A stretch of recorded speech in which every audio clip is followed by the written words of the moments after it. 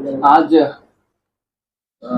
जो हजरात यहाँ पर मौजूद हैं, एक मिशन, एक अवेयरनेस प्रोग्राम के जरिए हम यहाँ पे जुड़े हैं। यहाँ पे कोई किसी पार्टी का प्रवक्ता या किसी पार्टी का खिलाफ या किसी प्रमोट करने के लिए या कुछ करने के लिए नहीं है। बस हम लोग जो है मुसलमानों की जो तकलीफ है, जो मुसलमानों के साथ नाइंसाफी सरकार कर रही है, जो सरकार मुसलमानों के वोट से, मुसलमानों की ताकत से इख्तियार में आई है और मुसलमानों का गला घोटने में, मुसलमानों को कत्ल करने में थोड़ा भी हिचकिचाती नहीं, तो इसके खिलाफ एक हमारी पुरजोर एक आवाज है। और मैं उम्मीद करता हूँ कि जो पूरे स्टेट में जितने भी मुसलमान हैं, जितने भी बोलने वाले मुसलमान हैं, मुझे पता है कि दो किस्म के, दो तरीके के मुसलमान इस स्टेट में, इस समाज में रहते हैं। एक जो सिर्फ लीडरों की चापलूसी, हाथ पैर जोड़ने का जो काम करते हैं, उनको मैं मुखातिब होकर नहीं बात कर रहा। मैं उन लोगों से मुखातिब होकर बात कर रहा हूँ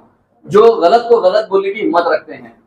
मैं बहुत कोशिश किया था कि दावनगिरी के इलेक्शन में मैं ये सारे रिलेटेड जो भी इश्यूज हैं उस पर ना बात करूं, और इलेक्शन का भी मैं देख रहा था। सादिक पहलवान का नॉमिनेशन होने से पहले और उसका वो जो एक पूरी टीम थी, उनके अल्फाज थे कि अब जो है नहीं, अब नहीं तो कभी नहीं। फिर बाद में अगर ये मुसलमान हारा तो मैं हारा तो मुसलमान हारे जैसा, मैं जीता तो मुसलमान जीते जैसा, बहुत सारे अल्फाज सुना। लेकिन पूरी ताकत लगा के मुसलमानों के लीडर, जो चाबी के लीडर्स हैं, जिनको सरकार में इसीलिए रखा गया है कि जब भी मुसलमानों की कुछ खुशी करना है, कुछ भी उनको खुश करना है, तो उनको इस्तेमाल करते हैं और उन्हें चाबी देते हैं और उनसे काम लेते हैं। उनको आगे कर दिया गया और एक जो नॉमिनेशन था विड्रॉल कर दिया गया। उसके बाद में रिजल्ट से पहले जो है कांग्रेस डर गई है मुसलमानों के लीडरों को निकालने का, मुसलमानों के लीडर्स को या सैक करने का जो भी चल रहा है, रिजाइन करने के लिए फोर्स करना जो चल रहा है।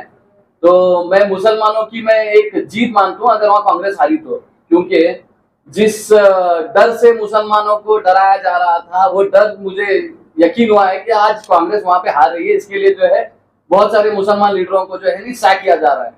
अब उसका मकसद क्या है बोले तो एंटी पार्टी करने की वजह से जो है उन्हें निकाला गया है। क्या एंटी पार्टी सिर्फ इस इलेक्शन में हुआ है? इससे पहले इलेक्शन स्टेट में हुए तो कभी नहीं हुआ एंटी पार्टी। जो कोalition गवर्नमेंट में जीडीएस के साथ कांग्रेस गवर्नमेंट थी, तो 17 एमएलए किसके थे और कौन एंटी पार्टी करे थे? तब क्यों उन पर एक्शन क्यों नहीं लिया गया?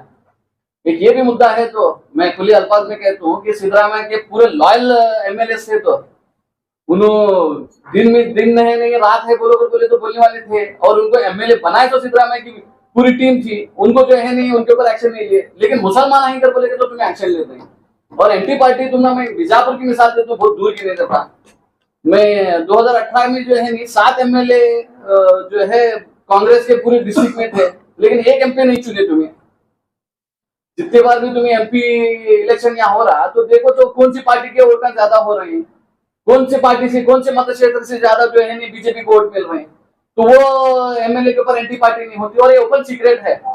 सिटी में भी अगर मुसलमान का एक एमएलए 15 कॉन्स्टिट्यूंसी में बीजापुर बागलकोट के अगर एक मुसलमान के एक कैंडिडेट को टिकट देते हैं, लेकिन वो लोग जो है हाथ नहीं लगाते मुसलमान के, ये कॉन्स्टिट्यूंसी में बीजापुर के। क्यों बोले तो उन्हें चुन के आ गए थे, तो तुम उनसे भारी वोट छोड़ते हैं। तुम्हारे घर के सामने हमारे लीडर जो आगो ठहरते हैं, वो तुम्हारे घर के सामने आगो नहीं ठहरते। इसलिए जो है मुसलमानों को तुम इस्तेमाल करते हैं। बीजापुर में भी है, बीजापुर में भी ये मसला है। तो ये एक मुझे लग रहा है कि एक पहल है। दावनगिरी का इलेक्शन जो है मुसलमानों को एक करने का और मुसलमानों को जागने का, जगाने का एक पहल है। ये स्टेप है, फर्स्ट स्टेप है।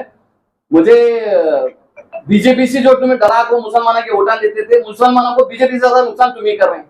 क्या रेजोल्यूशन पास करे तुम्हें? जो रिजर्वेशन कैंसिल करे थे उसके बारे में कहाँ भी डिस्कशन हुआ क्या? नहीं हुआ।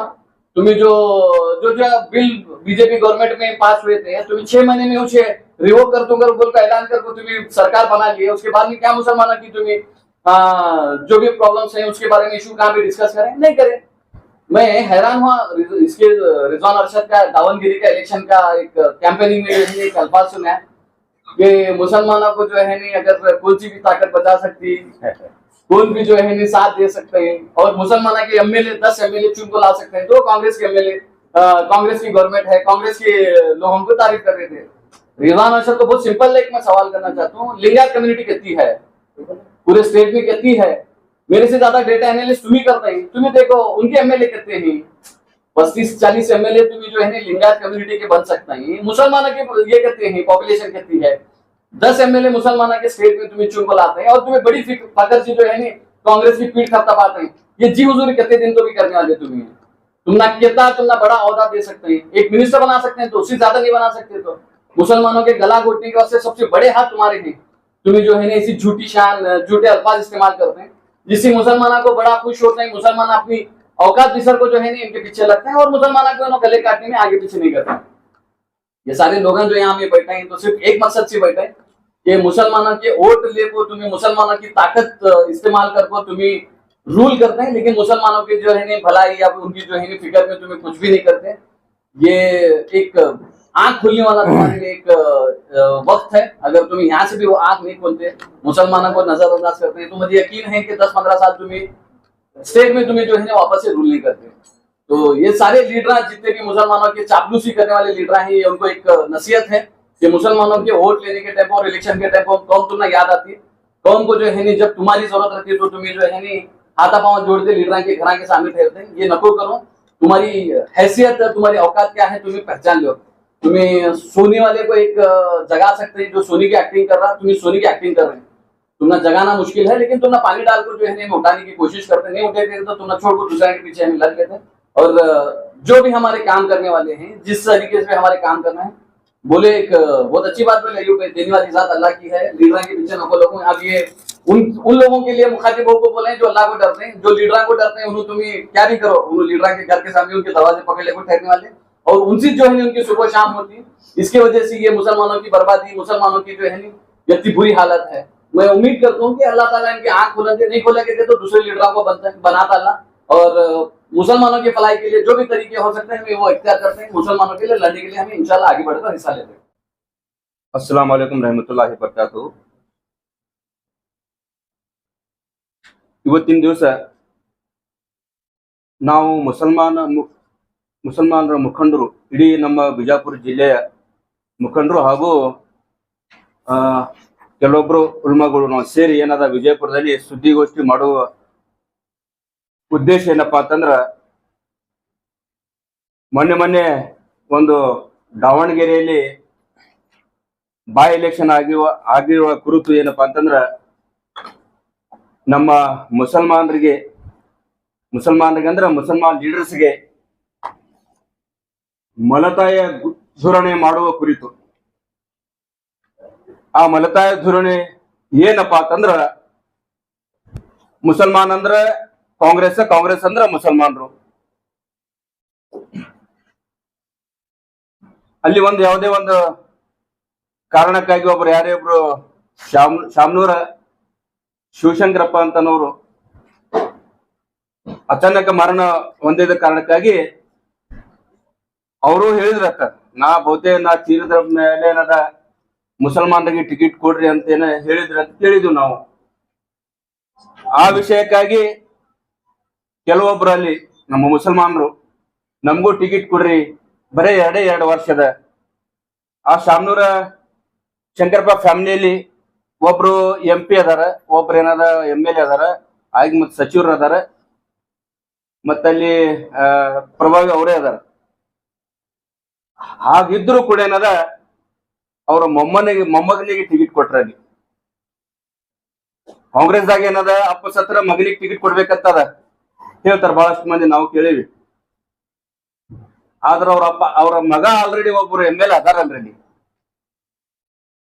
ನಮ್ಮ ಮುಸಲ್ಮಾನರು ಏನದ ಬರೀ ನಾವೇನು ವೋಟ್ ಹಾಕ್ಲಿಕ್ಕೆ ಕಾಂಗ್ರೆಸ್ ಯೂಸ್ ಮಾಡ್ತೀರೇನೋ,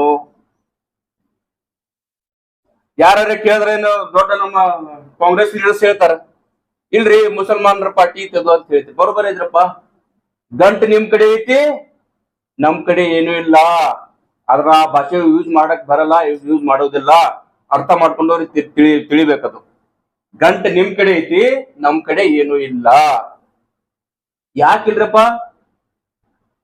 ನಾವು ಮುಸಲ್ಮಾನರು ಬರೀ ನಿಮ್ಗೆ ಓಟೆ ಹಾಕ್ಬೇಕು? ನಾವು ಶೈಕ್ಷಣಿಕವಾಗಿ, ರಾಜಕೀಯವಾಗಿ, ಆರ್ಥಿಕವಾಗಿ ಯಾಕೆ ಬೆಳಿಬಾರದು? ನಾವು ಯಾಕೆ ಬೆಳಿಲಾಕತ್ತಿಲ್ಲಪ್ಪ ಅಂತಂದ್ರ, ನಾವು ಟೋಟಲ್ ಕಾಂಗ್ರೆಸ್ ಪಕ್ಷದ ಮ್ಯಾಗ ಅವಲಂಬಿತ ಆಗಿವಿ, ಅದರ ಮ್ಯಾಗ ಡಿಪೆಂಡ್ ಆಗಿದ್ದೀವಿ. ಹಂಗಾಗಿ ನಮ್ಗೇನಾದ ನೀವು ಯೂಸ್ ಮಾಡ್ಕೋತಾ ಇದ್ದೀರಿ, ನಾವು ಯೂಸ್ ಆಗ್ತಾ ಇದ್ದೀವಿ.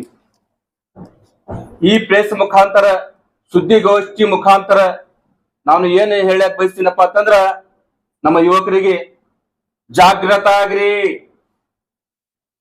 ಆಗ್ಲಿಕ್ಕಪ್ಪ ಅಂತಂದ್ರ ಒಂದ್ ಕಾಲ್ ಹಿಂಗ್ ಬರ್ತದ, ಮನೆ ಮನೆ ಮನೆ ಮನೆ ಹುಡುಕ್ಯಾಡಿ ಅದು ಏನ್ ಮಾಡ್ತಾರಂತ ನಾ ಹೇಳಲ್ಲ. ಆವಾಗ ನಿಮ್ ಬಹಳ ಅನ್ನೋರು ಏನೇ ಹೇಳಿದ್ರ ಅನ್ಸ್ತದ. ದಯವಿಟ್ಟು ಈ ಮುಖಾಂತರ ನಾನು ಮುಸ್ಲಿಂ ಸಮಾಜದ ಮುಖಂಡರು, ಮುಸ್ಲಿಂ ಸಮಾಜದ ಯುವಕರು ವಿಶೇಷವಾಗಿ ಕೈ ಜೋಡಿಸ್ತಾ ಹೇಳ್ತಾ ಇದ್ದೀನಿ. ಮುಸ್ಲಿಂ ಸಮಾಜದ ಉಲ್ಮಾಗಳು, ಮೌಲ್ವಿಗಳಿಗೆ ನಾ ಕೈ ಜೋಡಿಸಿ ಹೇಳ್ತಾ ಇದ್ದೀನಿ. ವಿಶೇಷವಾಗಿ ನಾ ರಿಕ್ವೆಸ್ಟ್ ಮಾಡ್ತಾ ಇದ್ದೀನಿ ಮುಸ್ಲಿಂ ಸಮಾಜದ ಉಲ್ಮಾಗಳಿಗೆ. ಏನ್ ಮಾಡ್ತಾ ಇದ್ದೀನಪ್ಪ ಅಂತಂದ್ರ, ಇದು ಏನ್ ಸರ್ಕಾರ ಏನದಲ್ಲ 136 MLಗಳು ಅದಾವ. ಅದಕ್ಕೆ ಕಾರಣಭೂತಿ ಟೋಟಲ್ ಮುಸಲ್ಮಾನರು.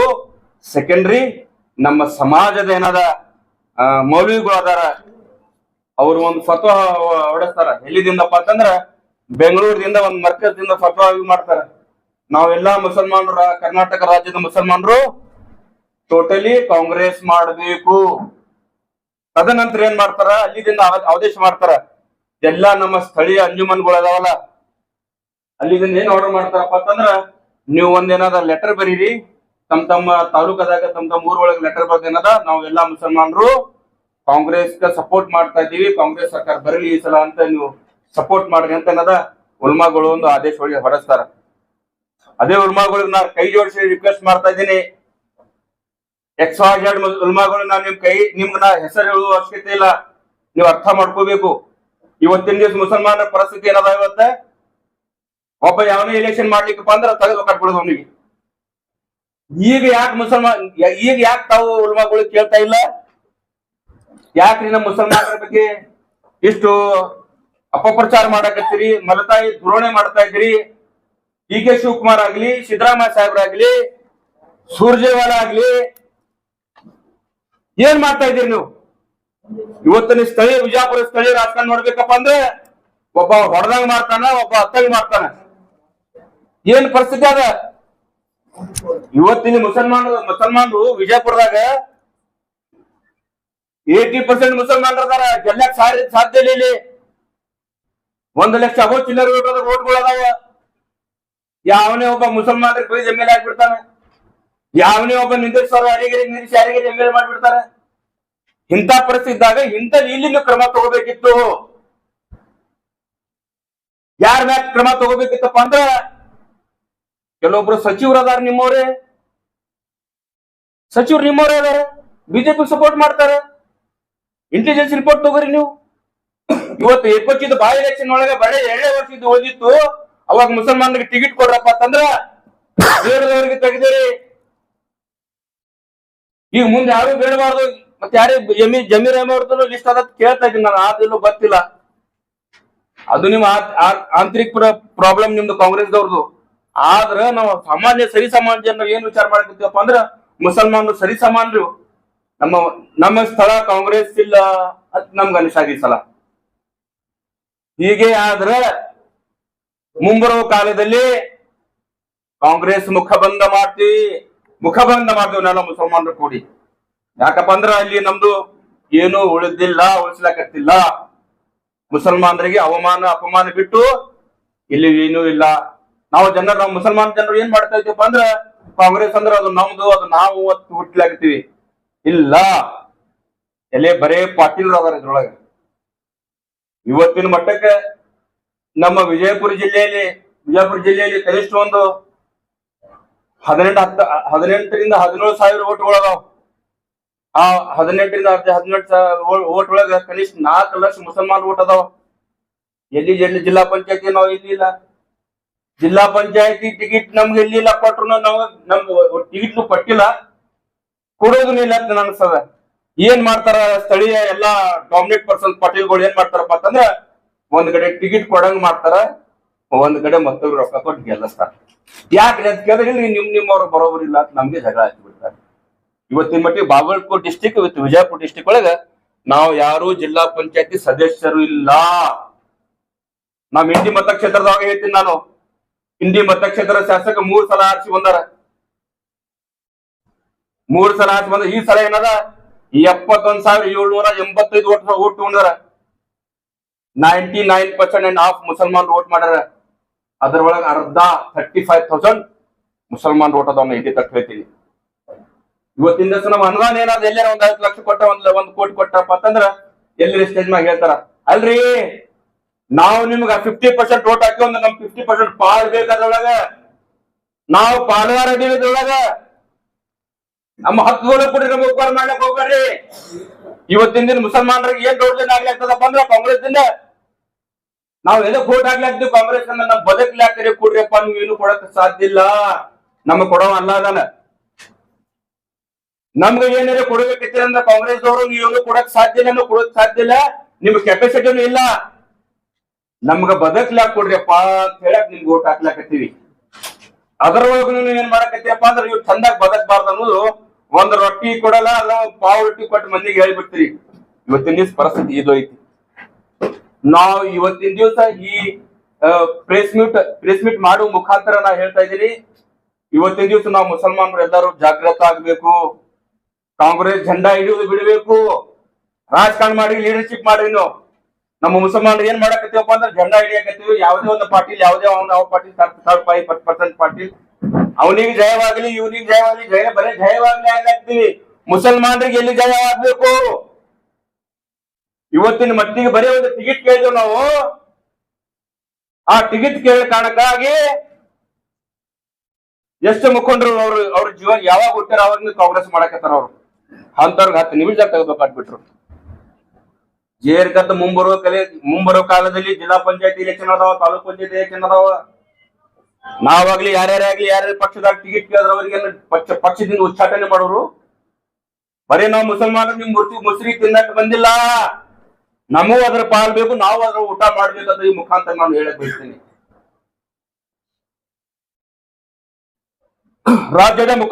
ರಾಜ್ಯದ ಕಾಂಗ್ರೆಸ್ ಮುಖಂಡರು 136 MLAಗಳು ಬರ್ತಾವ. ಈ ರಾಜ್ಯದಲ್ಲಿ ಟೋಟಲ್ 99% ಅಂಡ್ ಆಫ್ ಮುಸಲ್ಮಾನರು ನಿಮ್ಗೆ ವೋಟ್ ಹಾಕ್ತಾರ. ಮುಸಲ್ಮಾನರ ಬಗ್ಗೆ ಎಲ್ಲಿ ಚರ್ಚೆ ಮಾಡ್ರಿ ನಾವು ವಿಧಾನಸಭಾ ಒಳಗ? ಯಾರು ಏನು ಚರ್ಚೆ ಮಾಡಿಲ್ಲ. ಮುಸಲ್ಮಾನರಿಗೆ ಯಾವನೇ ಒಬ್ಬ ಹುಚ್ಚ MLA ಅಲ್ಲೇ ಕೂತು ಬೈತಾನ, ಯಾರು ಅವನಿಗೆ ಕೇಳೋದಿಲ್ಲ. ಯಾಕ್ರಿ ಮುಸಲ್ಮಾನರು ನಿಮ್ಗೆ ಏನ್ ಕಣ್ಣಾಗ ಏನು ಕಸ ಕಾಣಕತ್ತಾರ, ಏನ್ ಕಾಣಕತ್ತಾರ? ಕಾಂಗ್ರೆಸ್ ಪಕ್ಷದ ಆಸ್ತಿ ಯಾರಾದ್ರೂ ಇದ್ರೆ ಅದು ಕಾಂಗ್ರೆಸ್ ಪಕ್ಷದ ಆಸ್ತಿ ಯಾರಾದ್ರೂ ಇದ್ರ ಅದು ಏಕೈಕ ಮುಸಲ್ಮಾನರು. 136 MLA ಒಳಗ ಯಾರ್ಯಾರು ಮುಸಲ್ಮಾನರ ಬಗ್ಗೆ ಯಾರ್ಯಾರು ಧ್ವನಿ ಎತ್ತಾರ? ಯಾರು ಹೇಳ್ರಿ ನೀವು ಇಲ್ಲಿ ಇದೆಲ್ಲ ಇದ್ದೀರಿ, ಪತ್ರಿಕಾಗೋಷ್ಠಿದವರು ಇದ್ದೀರಿ, ಯಾರು ಬಗ್ಗೆ ಮಾತಾಡ್ತಾರೆ? ಬರೀ ನಮ್ ಖುಷಿ ಮಾಡ್ತಾರ, ಮುಂದೆ ಬೈದಂಗ್ ಮಾಡ್ತಾರೆ, ಹಿಂದವರು ಒಂದು ಇರ್ತಾರ. ಹಾಗಾಗಿ ಈ ಮುಖಾಂತರ ನಾವಾಗ್ಲಿ, ನಮ್ಮ ಅತ್ತೌಲಾ ಸರ್ ಆಗ್ಲಿ, ಅಜಿತ್ ಸರ್ ಆಗ್ಲಿ, ಮಶಾಕರ್ ಸರ್ ಆಗ್ಲಿ, ಎಲ್ಲಾ ಮುಖಂಡರಾಗಲಿ ವಿಶೇಷವಾಗಿ ನಾನು ಮಗದೊಮ್ಮೆ ನಮ್ಮ ಸಮಾಜದ ಹಿರಿಯರು ಮತ್ತು ಉಲ್ಮಾಗಳಿಗೆ ನಾ ಕೈ ಜೋಡಿಸಿ ಹೇಳ್ತೀನಿ. ಇವತ್ತಿನ ದಿವಸ ನೀವು ರಾಜ್ಯದಲ್ಲಿ ಬರೇ ಉಲ್ಮಾಗಳು ಮೀಟಿಂಗ್ ಮಾಡ್ರಿ. ಯಾಕಂದ್ರೆ ಉಲ್ಮಾಗಳೂನೇ ಸರ್ಕಾರ ತಂದವರು. ನಾವು ನಿಮಗೆ ಹೇಳ್ಬೇಕಾಗ್ತದ. ಈಗ ನಾವು ಬೇರೆ ಏನೇ ಶಬ್ದ ಯೂಸ್ ಮಾಡ್ತಾರೆ ಸರಿ ಅನ್ಸಲ್ಲ. ಉಲ್ಮಾಗೌಡಿಗೆ ಮತ್ತೊಮ್ಮೆ ಯಾಕಂದ್ರೆ ಗೌರವಿಸ್ತೀವಿ, ನಾವು ಮುಸಲ್ಮಾನರಪ್ಪ ಅಂದ್ರೆ ಗೌರವಿಸ್ತೀವಿ. ಯಾವನೇ ಒಬ್ಬ ಮೌಲ್ವಿ ಹೋಗಿ ಅವ್ನು 2-3 ಸಲ 4-5 ಸಲ MLA ಮಾಡಿರ್ತೀರಿ, ಆ ಮೌಲ್ವಿಗೆ ಆ MLA ಆ ಸಚಿವ ಎದಕ್ ಬಂದಿರಿ ಯಾವಾಗ ಬಂದಿರ ಕೇಳಲ್ಲ. ಆ ಮೌಲ್ವಿ ಆ ಹಿರಿಯರು ಆ ಸಚಿವರ ಬಗ್ಗೆ ಆಗ್ಲಿ, ಆ MLA ಬಗ್ಗೆ ಆಗ್ಲಿ ಮುಂಜಾನೆ ವೋಟಿಂಗ್ ಮಾಡೋದು ಇರ್ತದಲ್ಲ, ಅವತ್ತು ನಮಾಜ್ ಬಿದ್ದು ಬಂದು ಅವ್ರಿಗೆ ಅವ್ರ ಮನ್ಯಾಗ ಎಲ್ಲ ಕೆಲಸ ಅವ್ರಿಗೆ ಕೆಲಸ ಮಾಡ್ತಾರ. ಒಂದು ಸಮಾಜ ಪರವಾಗಿ ಕೆಲಸ ತಗೊಂಡು ಹೋದ್ರೆ ಒಂದು MLA ಬಂದು ಅವ್ರಿಗೆ ಮಾತಾಡಲ್ಲ, ಎದಕ್ ಬಂದಿರ ಅಂತ ಕೇಳುವುದಿಲ್ಲ. ಬೇರೆ ಕಮ್ಯುನವ್ರು ಯಾರ್ಯಾರು ಬಂದ್ರಪ್ಪ ಅಂದ್ರ ಸಾಷ್ಟಾಂಗ ನಮಸ್ಕಾರ ಮಾಡಿ ಕಾಲ್ ಬೀಳ್ತಾರೆ. ಅದಕ್ಕಾಗಿ ಈ ಮುಖಾಂತರ ನಾನು ಉಲ್ಮಾಗಳಿಗೆ ರಿಕ್ವೆಸ್ಟ್ ಮಾಡೋದು ಏನಪ್ಪಾ ಅಂತಂದ್ರ, ದಯವಿಟ್ಟು MLA MP ಸಚಿವರ ಮನೆಗೆ ಹೋಗ್ಬೇಡ್ರಿ. ಕೂತಲ್ಲೇ ಕರೀರಿ, ಬರ್ಲಿಕ್ಕಂದ್ರ ಆರ್ಡರ್ ಮಾಡಿ ಸಮಾಜಕ್ಕೆ. ಬರೋದಾಗ ನಾವು ವಿಚಾರ ಮಾಡಿ ಅವ್ನ ಬಗ್ಗೆ ಅಂತ. ಯಾಕಂದ್ರೆ ಬೇರೆ ಸಮಾಜದವರು ಹಂಗೆ ಮಾಡ್ತಾರೆ, ಕಲೀದವ್ರು. ನಿಮ್ಮ ಬಲ್ಲಿ एक अल्लाह को मानने वाले, तुम्हारे सीने में कुरान है बोले तो तुम्हारे सीने में हर एक इज्जत करना चाहिए. कुणाला हाकले ನಾವು ಭಿಕ್ಷೆಯಲ್ಲಿ ಕೊಟ್ಟಿದ್ದ ಓಟ, ಮತದಾನ ಮಾಡಿದ್ದು ಓಟ. ಅವ್ರ ಬಳಿ ಭಿಕ್ಷೆ ಕೇಳಕ್ ಹೋಗುವುದು ಅವಶ್ಯಕತೆ ಇಲ್ಲ. ನೀವು ಭಿಕ್ಷಾ ಕೊಡೋರು.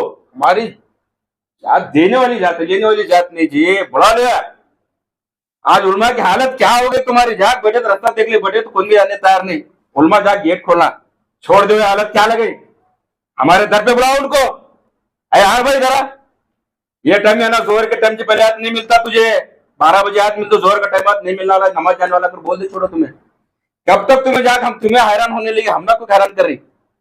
तुम्हें वजह वोच करेगा तो हमें सियासत करने वाले वजह वोच कर रही. तुम्हें वोच करने नहीं. तुम्हारे हमारे फर्क क्या रहा है. उलमा बोले तो बैठे जाके बुला ले उनको. ए बारे ले बैठे नहीं रहा, टाइम नोड़ो. ये कैपेसिटी तुम्हारे में तैयार करो. अगर तुम्हारे में वो नहीं रही बोले तो हमें तुम्हें मेंबर को ठहरे को बोलने वाले. आज कौन से भी प्रोग्राम में ठहरे करेगा तो कौन सी प्रोग्राम में गए बोले तो उलमा एक एमएलए कौन तो मिनिस्टर आया बोले तो इतनी तारीफ करती, उतनी तारीफ अल्लाह करे तुम्हें जन्नत में जाती. क्या हालत खतरनाक रखी भाई मुसलमान. ये सियासतदानों ने वोट भीख में मांगने रहते हैं. भीख में देने को है मतदान. मत बोले तो दान बोले तो भीख देने वाले को मतदान करते हैं.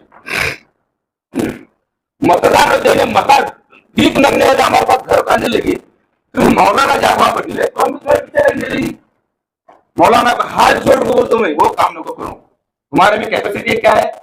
बैठ को बुलाने काम करो ना. क्यों करते हो. मठ में कहा है समझना बुला बेचते बैठ लाते वहां वहां पड़ती. आज हमारा हालत क्या हुई. आज मुसलमान के बड़े बड़े उलमा जाग तुम्हें वहां जाग पढ़े लगा करने बोले तो हमें तो आम लोग आए. तुम्हें वो काम करने लगे. तुम्हें मेंबर पर ठहर को फतवे देने वाले, मेंबर पर ठहर को तुम्हें बयान करने वाले, तुम्हारी बातों में अमल करने वाले. तुम्हें भी जाकर हमारे लिस्ट में तुम्हें ठहरने के नको करो. हाथ जोड़ बोलते हूँ उलमा को मैं तुम्हारी बहुत इज्जत करता हूँ. अगर तुम्हें कुछ भी करना है तो उनको घर को बुलाओ. तुम्हें वहां जाने की जरूरत नहीं है. बाकी कुरेज नहीं. ನಾ ಪಾರ್ಟಿ ಬಹಿಷ್ಕಾರ ಮಾಡಕ್ ಹೇಳಕತ್ತಿಲ್ಲ. ನಾನು ಇವತ್ತಿನ ದಿವಸ ಮುಸಲ್ಮಾನರಿಗೆ ಏನ್ ಸಂದೇಶ ಕೊಡ್ಬೇಕತ್ತೀನಿ. यार बली ह्यूमैनिटी थी, जिसके पास इंसानियत है, जिसके पास जात पात नहीं है, उसके पीछे बैकअप करना. कांग्रेस बड़ी सेक्युलर पार्टी है, सिर्फ नाम के लिए पार्टी है. उन्हें ऊपर चड्डी पहनी, अंदर पहनी, इसमें फर्क पता है. उन्हें ओपन गाना दे रही, इन्होंने नहीं गाना दे रही. इन्होंने चॉकलेट दे रही, उन्हें क्या है जरा लकड़ी लेके पीट ली. हमने पता फर्क है इसमें.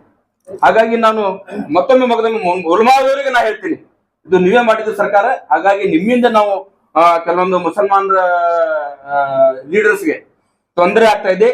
ಸಡನ್ ಆಗಿ ರಾಜ್ಯದ ಎಲ್ಲಾ ಮುಖಂಡರು ಮತ್ತು ಉಲಮಾಗಳು ವಿಶೇಷವಾಗಿ ಒಂದು ವಿಶೇಷ ಸಭೆಯನ್ನು ಕರೆದೇನದ ಇದ್ರ ಬಗ್ಗೆ ಸ್ಟ್ರಿಕ್ಟ್ಲಿ ಕ್ರಮ ತಗೋಬೇಕು. ಸರ್ಕಾರಕ್ಕೆ ಒಂದು ಸಂದೇಶ ಕೊಡ್ಬೇಕಂತ ಈ ಮುಖಾಂತರ ನಾನು ಹೇಳಿ ನಾನು ಮಾತಾಡ್ಲಿಕ್ಕೆ ಅವಕಾಶ ಕೊಟ್ಟಿದ್ದೆ. ತಮ್ಮೆಲ್ಲರಿಗೆ ಮತ್ತೊಮ್ಮೆ ಧನ್ಯವಾದಗಳು ಹೇಳಿ ಅಸ್ಸಲಾಮು ಅಲೈಕುಂ ರಹಮತುಲ್ಲಾಹಿ ಬರ್ಕಾತು.